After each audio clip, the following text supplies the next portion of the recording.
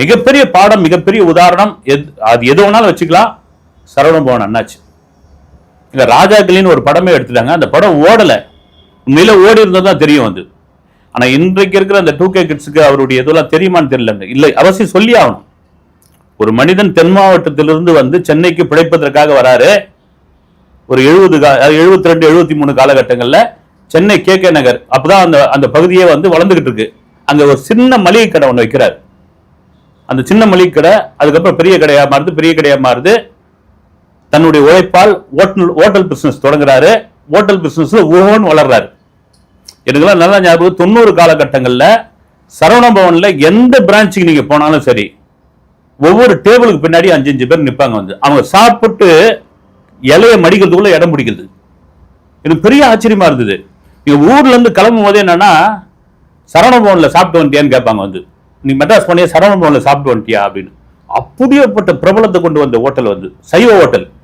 எப்பவுமே சைவ ஹோட்டலுக்கு பெரும்பாலும் வந்து சைவ ஹோட்டலுக்காக போனோம்னு இப்பெல்லாம் கூட இப்ப கூட பாத்தீங்கன்னா பல பேர் வந்து முனியாண்டி விழா செங்கருக்கு தேடுங்கன்னு. அப்படி ஒரு ஹோட்டல் பிசினஸ்ல சவுத் இந்தியாவில் ஒரு சாம்ராஜ்யத்தை நடத்த ஒருத்தர் வந்து ஒரு பெரிய தொழிலதிபரா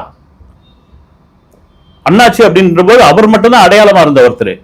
ஆனால் அவருடைய மனதில் ஏற்பட்ட ஒரு சபலம், அவர் ஜாதகத்தை நம்பிய ஒரு விஷயம், அவருடைய சாம்ராஜ்யத்தை அப்படி தூக்கி அடி பாதாளத்துக்கு அவருடைய இமேஜையே எங்கேயோ கொண்டு போய் விட்டது.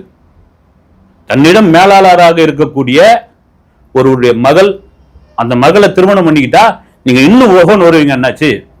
பல பிரான்ச்சுகள் வந்து நீங்க ஹோட்டல் ஓபன் பண்ணுவீங்க. அப்படியாப்பட்ட ஒரு ஜாதகம்னு சொன்ன ஒரு விஷயத்தை நம்பி அவர் போய் பெண் கேட்கிறாரு. அந்த பொண்ணுக்கு விருப்பம் இல்லை. ஒரு வயதானவர் வந்து அப்பா வயசுல இருக்கிற ஒருத்தர் போய் நாம எப்படி கல்யாணம் பண்ணிக்கணும், ஜீவஜோதின்ற அந்த பொண்ணு வந்து வேற ஒருத்தர் காதலிச்சுட்டு இருந்தது. இது வந்து இந்த என்ன சொல்றது, அந்த அதிகாரத்துடைய உச்சகட்டம், அந்த ஆணவத்துடைய ஒரு இது, தங்கிட்ட இருக்கிற இந்த படைபலம் பணபலம் இதெல்லாம் ஒன்னா சேர்ந்து அந்த காதலித்த அந்த நபர் வந்து காணாம போறாரு.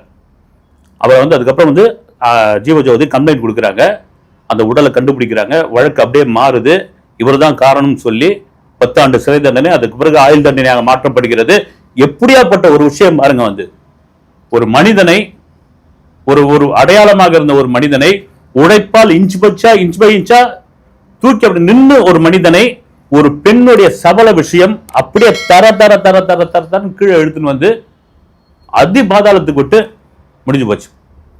இப்ப வேட்டையின் படத்தை பண்ணாரு தாசே ஞானவேல், ஜெய்பீம் டைரக்டர். அவர் கூட தோசா கிங் அப்படின்னு ஹிந்தியில இவருடைய வாழ்க்கை வரலாற்றை படமா எடுக்க போறாரு அப்படின்ற ஒரு தகவல் இருக்குது. அதுக்காக ஜீவஜோதி கிட்ட அப்புறமா அண்ணாச்சி குடும்பத்துக்கிட்ட எல்லாம் வந்து NOC வாங்கிட்டாருன்னு ஒரு தகவல் இருக்கு. இது எதுக்கு சொல்லனா,